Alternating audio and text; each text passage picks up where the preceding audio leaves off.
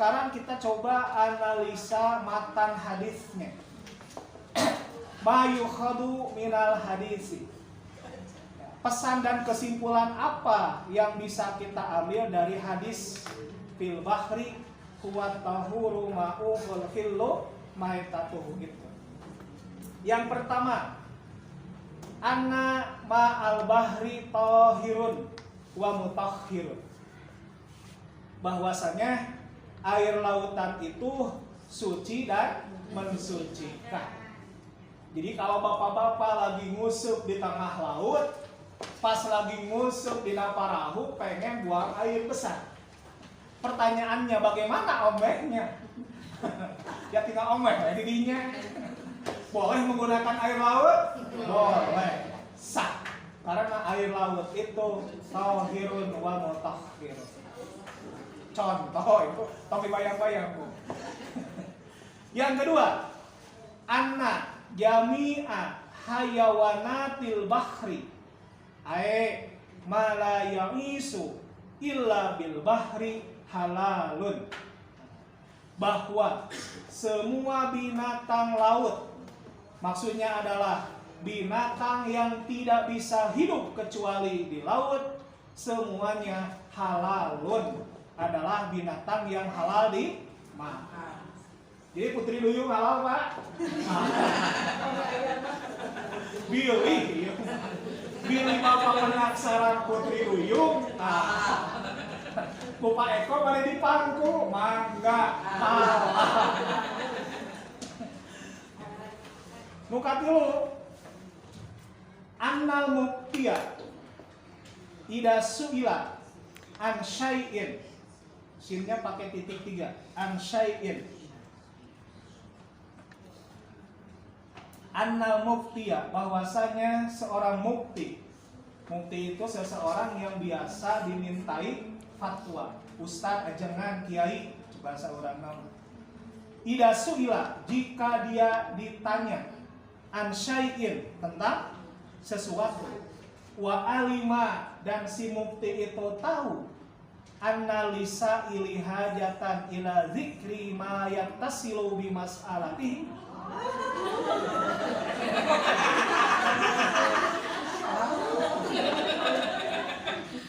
Sami buat. Wa alima analisa ili hajatan ila zikri ma yattasilu bi mas'alatihi ustuhibba ta'limuhu iyyahu.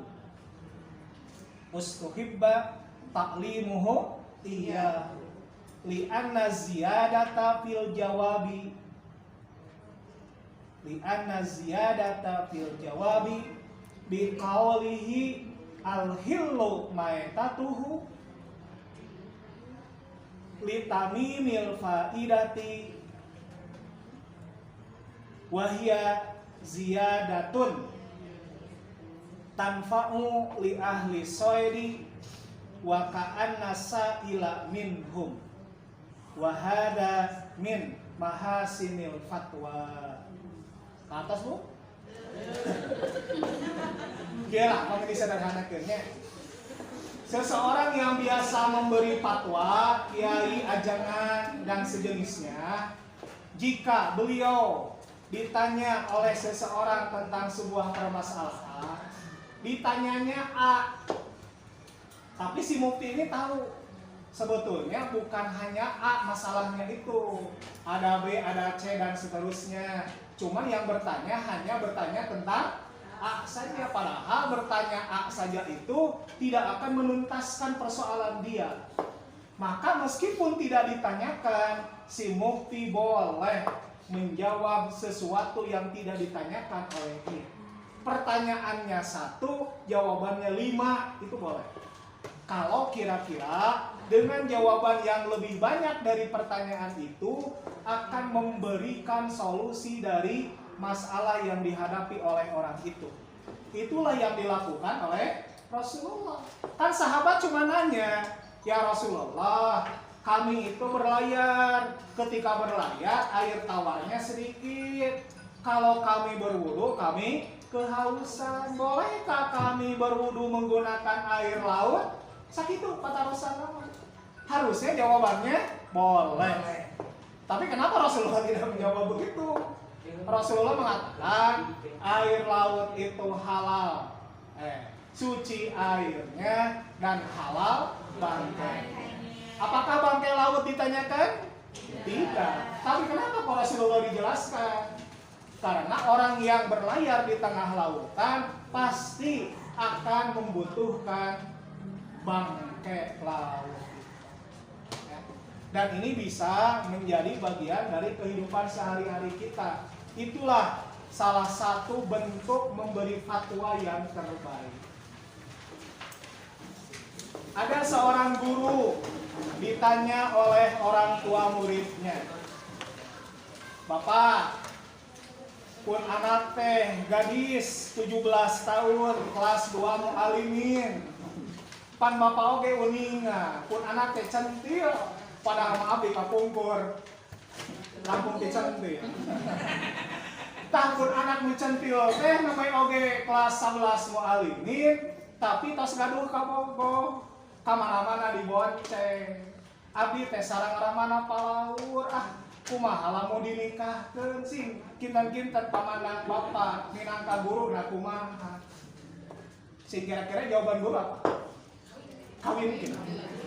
Kalau si guru hanya menjawab kawinkeun titik, pertanyaan selanjutnya, apakah itu menyelesaikan masalah? Tidak. Maka guru harus menjelaskan, "Ibu, memang laras upami gadis budak gadis ibu tos ararateul gitu, memang saya nama kena tos dinikah. Tapi jelaskan juga, hiji ibu, upami putra ibu tos nikah, maka daek teu daek kadah keluar ti sakolana moal tiasa ngiring ujian akhir. Karunya mengenal ayeuna mah sok biasa naon terganu ijazah aliyah gitu, satu. Yang kedua, upami putri ibu dinikahkeun ayeuna yuswana namanya 17 tahun. Padahal numutkeun undang-undang pernikahan minimal kadah 21 tahun.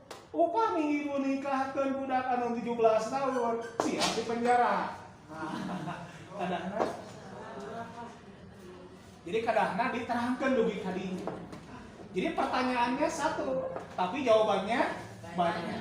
Nah, itu namanya min mahasinil fatwa. Memberi fatwa yang bagus.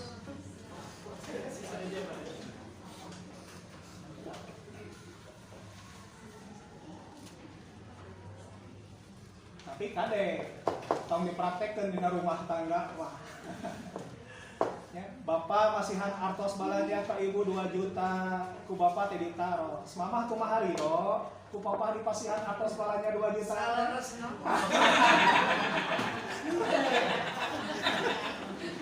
Kade dina bab eta mah teu kengeng.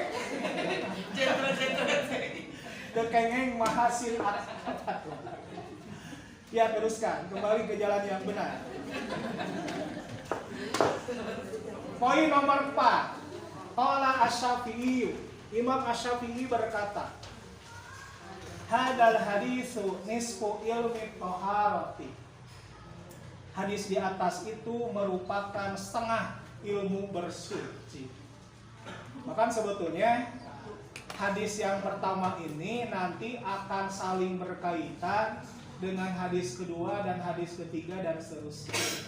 Bahwa air itu suci, la yunajjisuhu syai'un, tidak bisa dinajiskan oleh apapun. Dan itu nanti menjadi pembahasan yang sangat ramai di kalangan ahli fikih. Kemudian poin kelima, inti nama hadis di atas saya penting pisan lah gitu. Kemudian hadis yang kelima, an-nama al-bahri yarfa'ul hadatsil akbari wal asgori wa yuzilun najasata. An-nama al-bahri, bahwasanya air laut itu yarfa'ul hadatsal akbar, bisa menghilangkan hadas besar. Jadi setelah suami istri paciwit-ciwit lutung, lamun di tengah-tengah lautan hoyong mandi janabah, katun kecendur. Sah mandi janabatnya? Sah. Kenapa?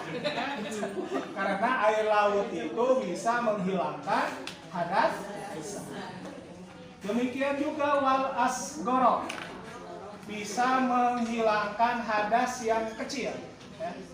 Dari kentut, dari buang air kecil, buang air besar, itu bisa disucikan dengan air laut.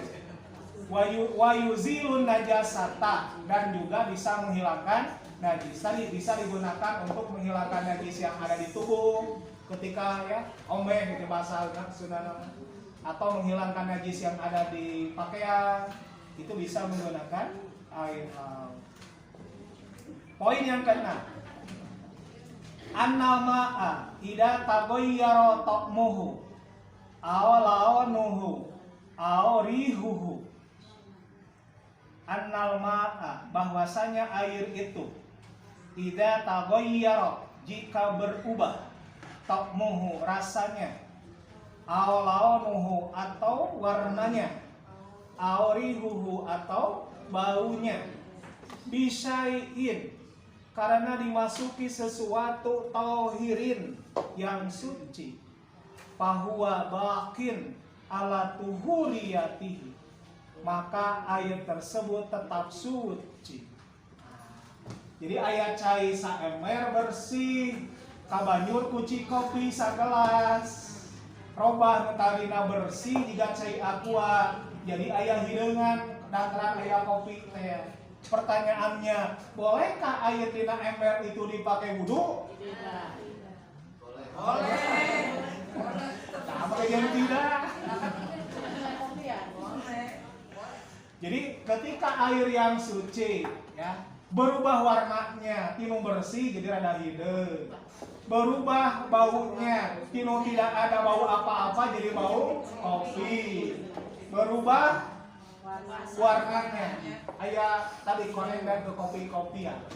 Tapi kan yang mengubahnya bisain tauhir, sesuatu yang suci bukan najis.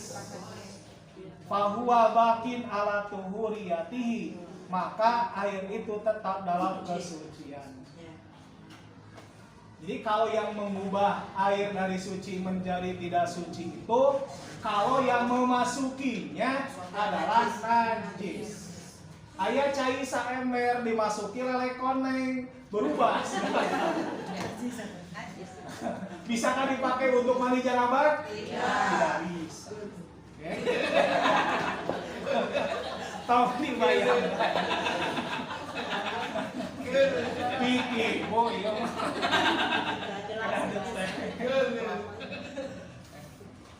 Bahkan meskipun bertambah asin, bertambah panas, bertambah dingin, itu sah-sah saja, selama yang mengubahnya bukan sesuatu yang najis. Kumaha lamun cai saember bersih, kacak-calakan cai cak-cak, najis deh. Najis deh. Cak-cak.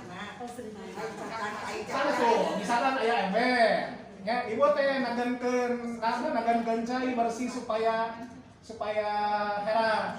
Ujug-ujug aya cak-cak. Karena ember eta kanu cai eta, apakah cai itu boleh digunakan berwudu? Boleh. Alasannya? Jawabannya tergantung tai cak-caknya. Kalau embernya segitu, ya, cak-caknya ada 1000 lagi muscal. Kemudian mereka pemungutan suara dan rek semua. Nah itu direkomendasikan untuk tidak dipakai. Tahu serius nih. Pintar. Nomor 7.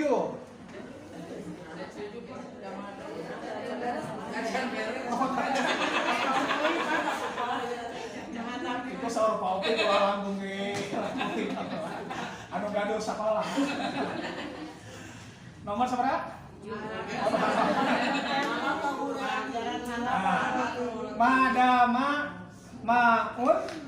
Madama ma'an bakian ala hakikotihi. Jadi air itu, air yang asalnya suci tercampur berubah warna, rasa dan segalanya, tapi tercampurnya oleh zat yang suci, maka airnya tetap suci selama air itu tetap menjadi air. Selama air itu tetap menjadi air, bukan menjadi di luar air. Walau istaddat muluhatuhu, meskipun si airnya semakin asin, tidak jadi masalah, ada asin mah lain najis. Au hararatuhu, atau si air itu semakin panas lantaran diseblok ke cai menanggaheun. Au burudatuhu, atau si air itu semakin dingin. Air nasa ember diasupkeun es balok saember. Apakah air yang itu boleh dipakai berwudu? Boleh, kan tidak mengubah status keairannya, kecuali gara-gara diasupkeun es sabalok teh si cairna jadi robah, jadi es. Kan hese, kumaha kudu naon. Ya, terus dipercepat.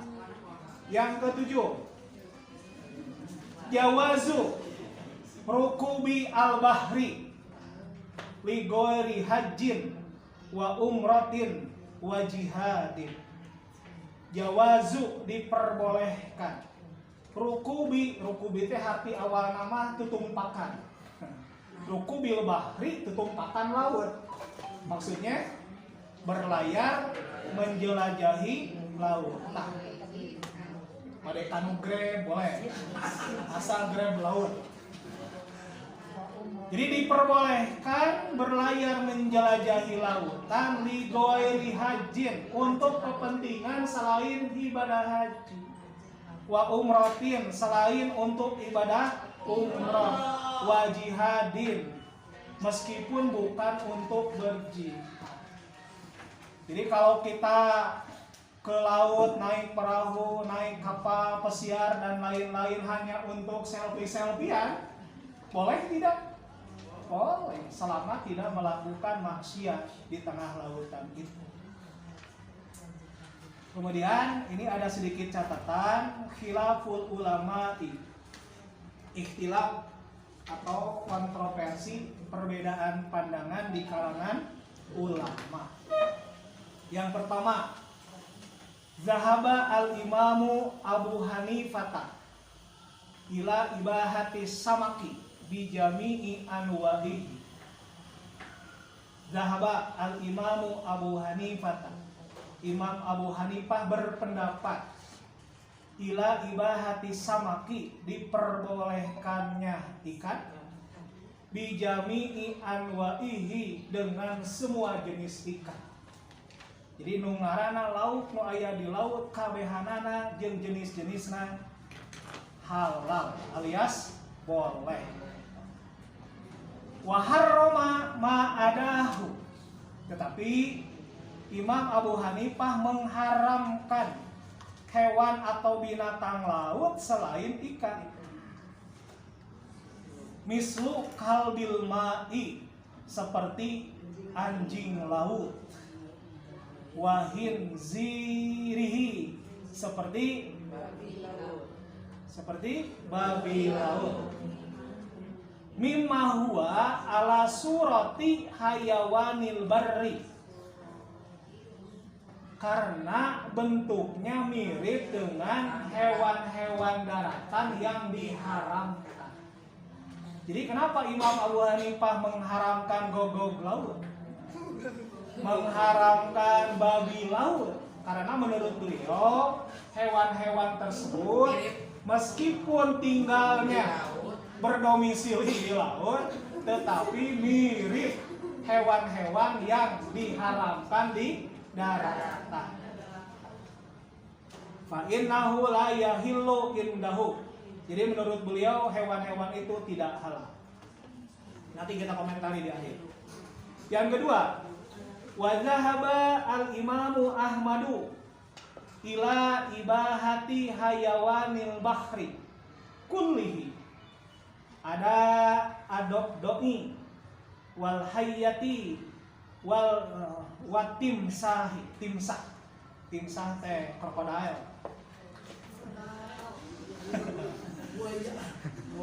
Apa? Wadhahabal Imam Ahmad. Imam Ahmad berpendapat ila ibahati, diperbolehkannya hayawanil bahri kullihi, semua binatang laut kecuali yang tidak boleh itu adalah adobda.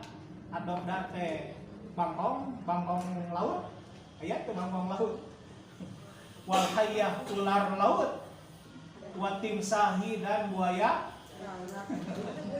Buaya lah. Itu menurut Imam Ahmad. Nanti kita komentari. Dan yang terakhir, wa dhahaba al-imamani Malikun wa Syafi'iyyu ila ibahati jami'i hayawanil bahri bila istisna'in wastadallu biqaulihi ta'ala uhilla lakum saydul bahri al-ayata. Surah Al-Maidah nomor 24. Wa dhahaba al-imamani Malik wa Syafi'i, dua imam yaitu Imam Malik sebagai guru dan Imam Syafi'i sebagai muridnya. Mereka berdua berpendapat ila ibahati, diperbolehkannya jami'i hayawanil bahri, semua binatang yang tinggal di laut, bila istisnain, tanpa terkecuali. Jadi ikan di laut halal, anjing laut halal, kutu laut halal. Pami ayat berdasarkan firman Allah Ta'ala, uhilla lakum saydul bahr, dihalalkan bagi kalian berburu di laut. Terus sikap kita bagaimana? Kalau saya tidak salah, Persis sampai hari ini dalam bab makanan masih menggunakan fatwa Ahasan. Jadi Ahasan itu memfatwakan bahwa semua hewan itu rek di darat, rek di lautan, rek di najarautan, rek ngapung di luhur, hakikatnya semuanya halal kecuali yang diharamkan oleh Al-Quran. Naon dalilna? Innalaikum, Allah itu hanya mengharamkan. Inama itu adatul hasri, hanya. Artinya apa? Di luar yang tidak disebutkan dalam Al-Quran berarti diperbolehkan. Anjing boleh dimakan tidak? Boleh. Secara hukum boleh, menurut Ahasan. Tetapi urusan mau dan tidak mau itu bukan hukum. Ya. Undur dipais boleh tidak? Halal tidak? Halal. Mau tidak? Tidak. Nah, itu barangkali Ibu dan Bapak yang saya hormati, ini baru episode pertama ya, baru satu hadis, apalagi kalau banyak hadis, mudah-mudahan bisa lebih menarik lagi.